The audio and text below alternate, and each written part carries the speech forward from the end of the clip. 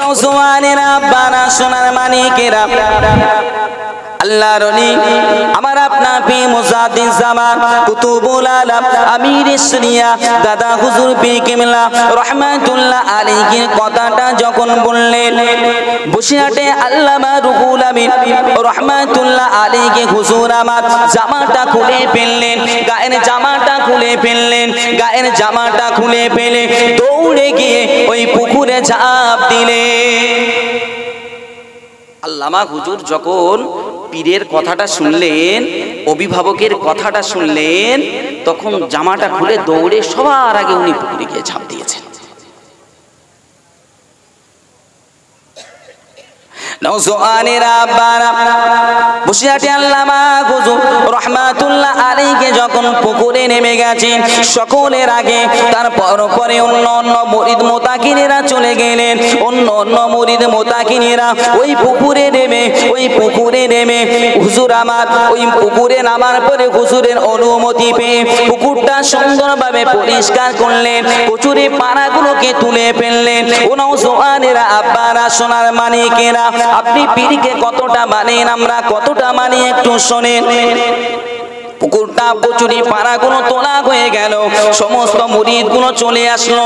মুরিদরা এসে গোসল করে আবার জামা গায়ে দিয়ে মুজাদ্দিদ জামান আলা হযরত পীর আবু বকর সিদ্দিক রাহমাতুল্লাহ আলাইহির সুহবাতে বসেছেন, সম্মুখে বসে গেছেন। এমন সময় কুতুবুল আলম আমির শরিয়া দাদা হুজুর পীর কিবলা রাহমাতুল্লাহ আলাইহি যখন সুহবাতে আসলেন, এসে দেখেন সমস্ত মুরিদ মুতাকিনেরা আছে, সমস্ত মুরিদ মুতাকিনেরা বসে আছে, কিন্তু রুহুল আমিন নেই, আল্লামা হুজুর নেই, বড় মাওলানা নেই। ও নওজওয়ানেরা আব্বারা তরুণেরা, ওই সময় মুজাদ্দিদ জামান আলা হযরত দাদা হুজুর পীর কিবলা রাহমাতুল্লাহ আলাইহি জিজ্ঞাসা করে, ও আমার মুরিদেরা, ও আমার ভক্তরা, তোমরা তো চলে এসেছো, তোমাদের পুকুর কি পরিষ্কার হয়ে গেছে? বলতে লাগে হুজুর আপনার পুকুর আমরা পরিষ্কার করে দিয়েছি, সমস্ত পানাগুলো আমরা পরিষ্কার করে দিয়েছি। ও নওজওয়ানেরা আব্বারা, ওই সময় হুজুর আমার দেখতে লাগে সকলে কি এসে গেছে। এমন সময় মনে পড়ে যায় সকলকে তো আমি দেখতে পাই, কিন্তু রুহুল আমিনকে তো আমি দেখতে পাচ্ছি না, আল্লামা হুজুরকে তো দেখতে পান না। ওই সময় বসিরহাটে ওই সময় দাদা হুজুর পীর কিবলা রাহমাতুল্লাহ আলাইহি জিজ্ঞাসা করে, ও আমার মুরিদিরা, ও আমার মুতাকিনেরা, ও আমার ভক্তরা, তোমরা তো সকলে চলে আসলে বাবা, কিন্তু আমার রুহুল আমিন কোথায়? আমার বড় মাওলানা কোথায়? আমার বড় মাওলানা কোথায়? তোমরা তো সবাই চলে আসলে, আমার বড় মাওলানা কোথায় গেল? আমার আব্বা জানেরা, ও আমার আম্মা জানেরা, তরুণ যুবকেরা, ওলিকে আপনি কেন মানবেন? ওলিকে আপনি কতটুকু মানবেন? খেয়াল করে শুনে রেখে দিন বাবা, জেনে রেখে দিন।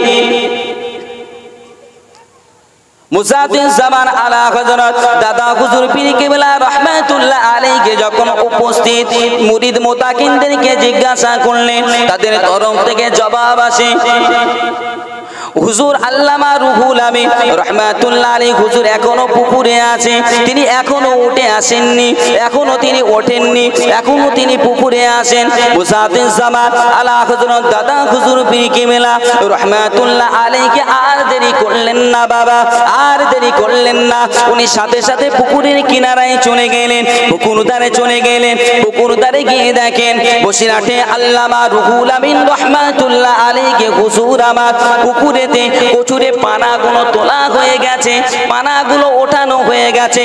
তারপরেও দেখা যায় ছোট ছোট কিছু কিছু কাঠের টুকরা ভেসে ভেসে বেড়ায়। হুজুর হাত দিয়ে দিয়ে যেন ছেঁকে ছেঁকে সেগুলোকে হুজুর তুলে ডাঙা দিকে ছুঁড়ে দিচ্ছেন।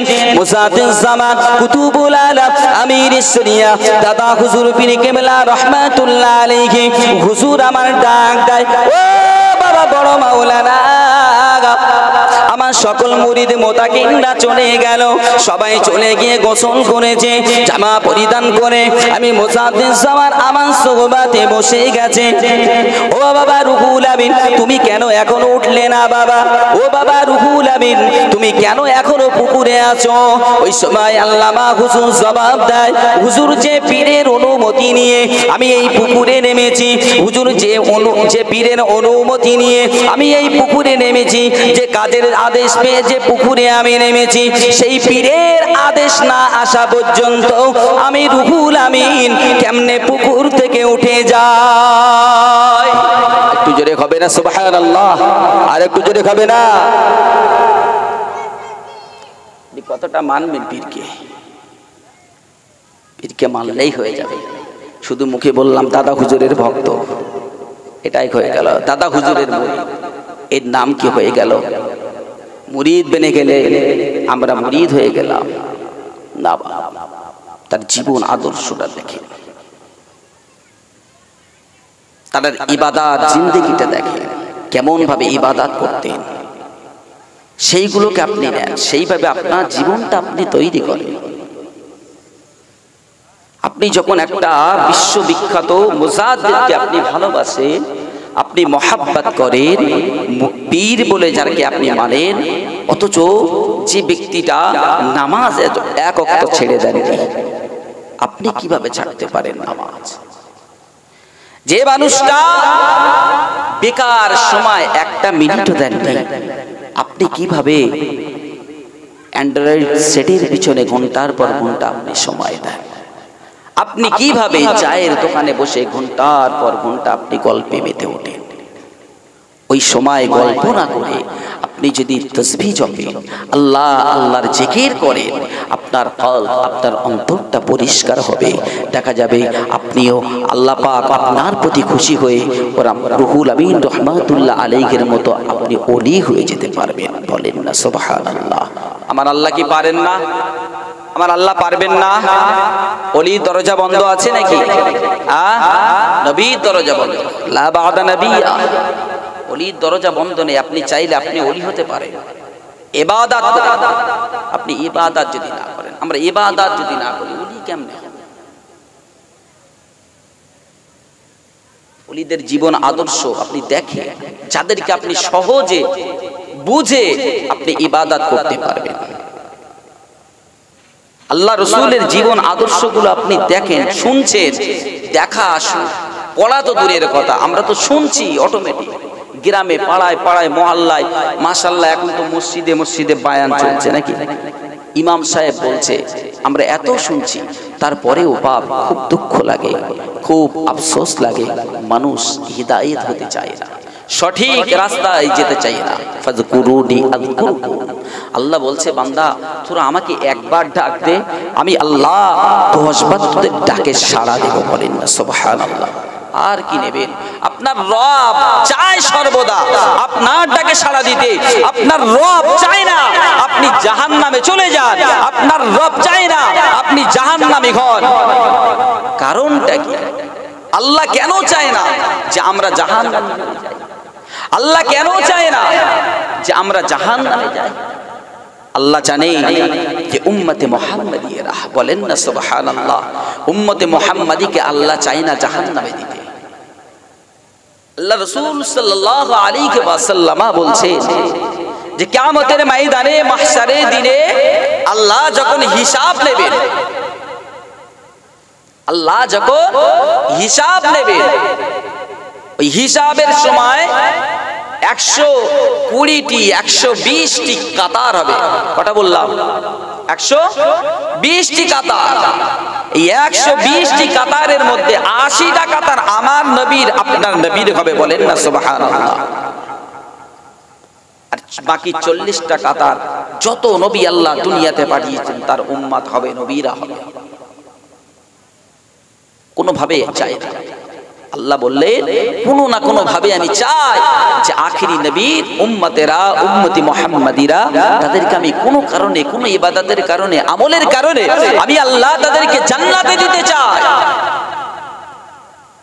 নওজওয়ানেরা, তরুণেরা, আব্বারা ও আমার আম্মা জানেরা, কেন আল্লাহ পাক আপনাকে চান না জাহান্নামী আপনি হয়ে যান? কেন আল্লাহ পাক চান না আমি জাহান্নামী হয়ে যাই? ও নওজওয়ানেরা, আব্বারা, তরুণেরা, কারণ আপনার নবী আপনাকে বড় ভালোবাসে।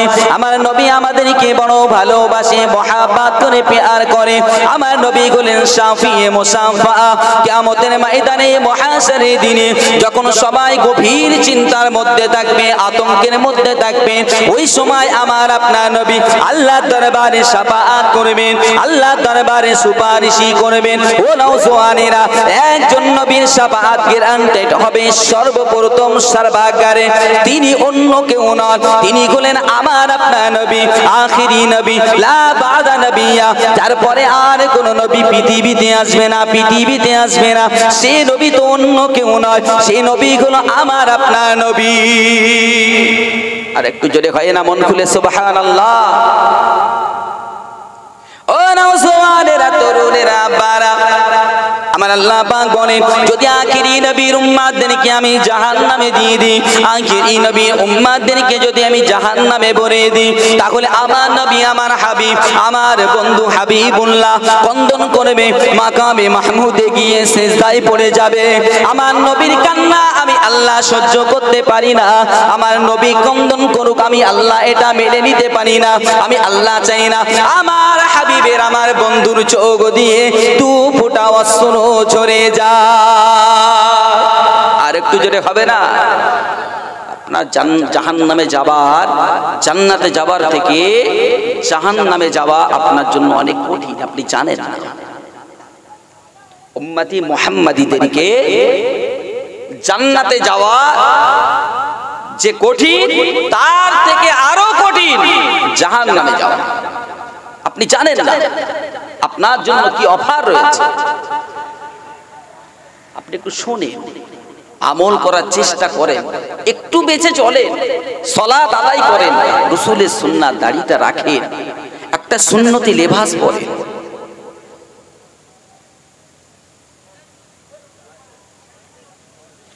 রাসূলের সুন্নাত গুলো ধরেন। শুধু মিষ্টি খাবো, খাওয়ার পরে মিষ্টি খাওয়া সুন্নাত, এই সুন্নাতটা আমরা বিরাট আদায় করতে পারি, তাই তো?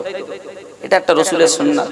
আমি অবজ্ঞা করছি না, ছোট করছি না, খারাপও করছি না, বেশাক এটা সওয়াবের কাজ, আপনি করেন, কিন্তু এর থেকেও বড় বড় সুন্নাত আছে। সেই সুন্নাতগুলো নামাজের 5 ওয়াক্ত সালাতের আগে পরে সুন্নাত নামাজ নেই, বা রাসূলের নামাজ নেই, সেই নামাজগুলো আপনি তো ছেড়ে দিচ্ছেন। আপনি কিভাবে ভালোবাসেন? আমি কিভাবে নবীকে ভালোবাসলাম? দুঃখ নেবেন না, কষ্ট নেবেন না। কথা বললে হয়তো অনেকের কষ্ট লাগে, কষ্ট দেওয়ার জন্য এই কথাগুলো বলা নয়। কারণ পৃথিবীর জমিনে আলেমদের কাজ হচ্ছে, উলামাদের কাজ হচ্ছে জাহান্নামী থেকে জান্নাতের রাস্তা দেখানো। যে কাজটা ছিল আমার হাবিবুল্লাহ মুস্তাফা আরবির কাজ ছিল, বলেন না সুবহানাল্লাহ। আল্লাহ রাসূল যেমন সারা জীবন চেয়েছেন যে জাহান্নামী মানুষগুলো ডেকে ডেকে জান্নাতের মধ্যে ঢোকানো, জান্নাতের রাস্তায় ঠেলে দেওয়া, সেই রিসালাত বজায় রেখেছে কারা? আল উলামা ওয়ারাসাতুল আমবিয়া। উলামারা হলো আল্লাহ রাসূলের ওয়ারিস, বলেন না সুবহানাল্লাহ। আপনি সেই ওলামার কথা শুনবেন না, হাক্কানি ওলি আউলিয়াদের কথা আপনি শুনবেন না। আপনি কার কথা নেবেন? কার কথা নেবেন? আপনি কোরআনের কথা অবজ্ঞা করছেন, হাদিসের কথা অবজ্ঞা করছেন, আপনি কার কথা নেবেন? আপনার জন্য কি বিপর্যয় আছে আপনি জানেন না। আল্লাহ রাসূল সাল্লাল্লাহু আলাইহি ওয়াসাল্লাম এরাই 10টার কাছাকাছি পড়াই শেষ করবে, বলবে না? চলবে নাকি না শেষ করব? হ্যাঁ শেষ করব? তাহলে একটু তাকবীর দেন সবাই মিলে, দেখি নারায়ে তাকবীর, নারায়ে তাকবীর, নারায়ে তাকবীর। সিলসিলায়ে হক মুসাদ্দিদ জামান, সিলসিলায়ে হক মুসাদ্দিদ জামান, নারায়ে তাকবীর, নারায়ে তাকবীর। দুরূদ শরীফ আল্লাহুম্মা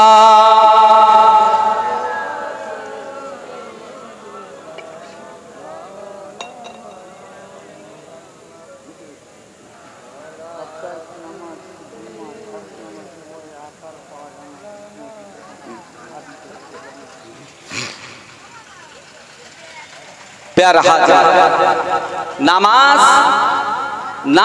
নামাজ ছেড়ে দিলে, আলেম ওলামা হাক্কানি ওলামাদের কথা আপনি শুনলেন, সেটা অবজ্ঞা করে না মানা মানে অবজ্ঞা করো তো নাকি? আমার বাপ আমাকে বলল, বলছি তুমি এখন বাজারে যাও, গিয়ে 1 কেজি গোস্ত নিয়ে আসো। আমি বললাম ধুর, আচ্ছা এটা অবজ্ঞা করলাম না সম্মান করলাম? বাপ একটু বলেন না, সবাই বলেন, দুঃখ পাচ্ছেন কেন, কষ্ট হচ্ছে? আমার শরীর ভালো না সত্যি, বুঝতে পারছেন আশা করি। মানে নবী দিবসে এসেছিলাম, আর আজকে জলসা করছি, এক আছে সমান আছে? নেই তো, নেই। আমার ভরসাই ছিল না আসতে পারবো, কসম খোদা, কিন্তু আল্লাহ পাকের রহমত ছাড়া কিছুই নাই। আমার একদম বিশ্বাস ছিল না যে আজকের এই কাজিয়াবাদে এসে আমি দুটো কথা বলতে পারবো কাল পর্যন্ত, কিন্তু আল্লাহ পাকের অশেষ মেহেরবানি, আল্লাহ পাক ওষুধের মাধ্যম ওসিলা করে আল্লাহ অনেকটা ভালো করেছেন, ওই জন্য কিছু কথা বলছি। তা যদি আপনারাও একটু হ্যাঁ হু না করেন, সারা শব্দ না দেন, ভালো লাগবে? হ্যাঁ, আরো জব্দ হয়ে যাবে। একটু কথা বলেন, দুঃখ নেবেন না। যদি রাগ থাকে, কষ্ট পান, নেমে যাব, তারপর দুঘা যদি মারির দরকার পড়ে মেরে নেবেন, কোনো সমস্যা নেই। প্যারা হাজরিন, কি কথা বলছিলাম? যে যারা ওলামাদের কথাগুলো অবজ্ঞা করবে, সালাত আদায় করবে না, এদের জন্য ভয়াবহ দৃশ্য। আল্লাহ রাসূলের জবান আর একটি ঘটনা আপনাদেরকে বলি। নওজওয়ানেরা, তরুণেরা, যুবকেরা, ও আমার আব্বা জানেরা, ও আমার আম্মা জানেরা, আল্লাহ নবী হাবিবুল্লাহ জনাবে মুহাম্মদুর রাসূলুল্লাহ সাল্লাল্লাহু আলাইহি ওয়াসাল্লাম কানে খবর পৌঁছে গেল, শ্রবণ করলো যে একটা মানুষ ইন্তেকাল হয়েছে, একটা মানুষ মারা গেছে। আল্লাহ নবী হাবিবুল্লাহ জনাবে মুহাম্মদুর রাসূলুল্লাহ সাল্লাল্লাহু আলাইহি ওয়াসাল্লাম হুজুর আমার সাহাবায়ে কেরামদেরকে নিয়ে জানাজায় যেতে শুরু করলেন। জানাজায় যাচ্ছেন, জানাজায় শরীক হবে। আল্লাহ রাসূল যাবেন জানাজায়, তাহলে সেই জানাজা যেমন তেমন জানাজা নাকি? আল্লাহ রাসূল যাচ্ছেন মানে সেই জানাজা বিরাট, মানে জানা মানে ব্যক্তিত্ব বিরাট নাকি? ভালো মানুষ না হলে একটা সকলের একটা দৃশ্য। মনে করেন একটা মানুষ মদ খায়, হারাম খায়, গাঁজা খায়, জুয়া খেলে, লটারি কাটে, শরিয়াতের যত মানে কর্মকাণ্ড খারাপ বাজে কাজ আছে তার মধ্যে আছে। এখন আপনার মসজিদের ইমাম সাহেবান, এখন আপনারা বিরাট হুজুর বলে আমার মানে না, মনে করেন বিরাট পীর সাহেব, এই লোকের মতন পীর সাহেব আর পাওয়া যাবে। এখন মনে করেন আমি যাচ্ছি ওই পীর সাহেবের মানে ওই জানাজা, কার জানাজা? যে সারা জীবন ভালো কাজ করিনি, নামাজ পড়িনি, রোজা করিনি, খারাপ কাজ করে, তার জানাজায় যাচ্ছে। এখন তাহলে গ্রামের মানুষ কি মনে করে? লোকটা নিশ্চয়ই তাহলে ভালো, আমার তো হুজুরির মতন লোক যাচ্ছে জানা যায়, বিরাট ব্যাপার স্যাপার হবে নাকি বাপ? এটা মনে হবে তো, স্বাভাবিক হওয়াটা। নওজওয়ানেরা, ও তরুণেরা, আল্লাহ নবী হাবিবুল্লাহ জনাবে মুহাম্মদুর রাসূলুল্লাহ সাল্লাল্লাহু আলাইহি ওয়াসাল্লাম সাহাবায়ে কেরামদেরকে নিয়ে চলতে লাগে, সাহাবায়ে কেরামদেরকে নিয়ে চলতে লাগে। জানাজার ময়দানে হাজির হয়ে যায় আল্লাহ নবী, সাহাবাদেরকে নিয়ে জানাজা প্রান্তরে হাজির হয়ে যায়। মাইয়িতের কাছে চলে গেল, লাশের কাছে চলে গেল। এমন সময় আমার আপনার নবী হাবিবুল্লাহ আখিরি নবী শাফাতে কান্দানি জনাবে মুহাম্মদুর রাসূলুল্লাহ সাল্লাল্লাহু আলাইহি ওয়াসাল্লাম হুজুর আমার লক্ষ্য করেন যে লাশের সামনে যে লাশটা রাখা আছে, ওই লাশের কাপড়ের মধ্যে কিছু একটা নড়াচড়া করে, কিছু একটা নড়াচড়া করে। ও নওজওয়ানেরা, বারা সোনা মানিকেরা, ও নবী পাকের পাগলেরা, উম্মতেরা, আল্লাহ নবী হাবিবুল্লাহ যখন দেখতে পেলেন যে ওই মাইয়েতে ওই লাশের কাপড়টা নড়াচড়া করছে, নড়াচড়া করছে, আল্লাহ নবী হাবিবুল্লাহ জনাবে মুহাম্মদুর রাসূলুল্লাহ সাল্লাল্লাহু আলাইহি ওয়াসাল্লাম সাহাবায়ে কেরামদেরকে ডাক দিলেন। সাহাবায়ে কেরামদেরকে ডেকে বললেন, ও বাবা সাহাবারা, ও বাবা সাহাবীরা, দেখো তো বাবা এই লাশের কাপড়টা কেন নড়াচড়া করে? বাবা, ও বাবা সাহাবারা একটু দেখো, আমি নবী মুহাম্মদুর রাসূলুল্লাহ আমি জানাজা এসেছি, জানাজা নামাজ আদায় করব, কিন্তু লাশের কাছে এসে দেখছি কাপড়টা যেন নড়াচড়া করে, কাপড়টা নড়াচড়া করে। ও সাহাবারা তোমরা একটু লক্ষ্য করো, তোমরা একটু দেখো।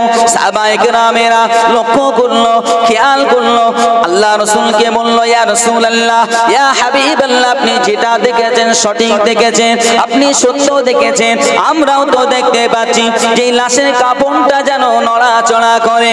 আল্লাহ নবী হাবিবুল্লাহ মুহাম্মদুর রাসূলুল্লাহ সাল্লাল্লাহু আলাইহি ওয়াসাল্লাম হুজুর আমার সাহাবাদেরকে বললেন, হুকুম দিলেন, অনুমতি দিলেন, ও বাবা সাহাবারা, ও বাবা সাহাবীরা, যাও চলে যাও, কাফনটা একটু খুলে দেখো তো বাবা, ওর ভিতরে কি আছে, ওর ভিতরে কি হচ্ছে।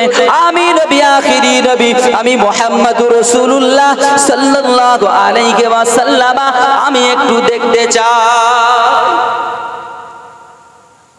আমি একটু দেখতে চাই। কারণটা কি? মানুষ মারা গেছে, যে মানুষটার গোসল দেওয়া হলো, যে মানুষটার কাফন পরিধান করা হলো, ও যদি বেঁচে থাকতো তাহলে যারা গোসল দিয়েছে তারা বুঝতে পারতো নাকি? যারা কাফন পরিধান করিয়েছে তারা বুঝতে পারতো। কিন্তু কেন এমনটা হলো? আল্লাহর কুদরত। আল্লাহ বান্দাকে যখন মুসিবত দেবেন, বিপদ সম্মুখীন করবেন, কোন ভাবে দেবে, কিভাবে আসবে আপনি বুঝতেই পারবেন না, আমি বুঝতেই পারবো না, আমি জানতেই পারবো না। আমরা তো আল্লাহর উপরে ভরসা এখন তো আমরা অনেকটা ছেড়ে দিয়েছি।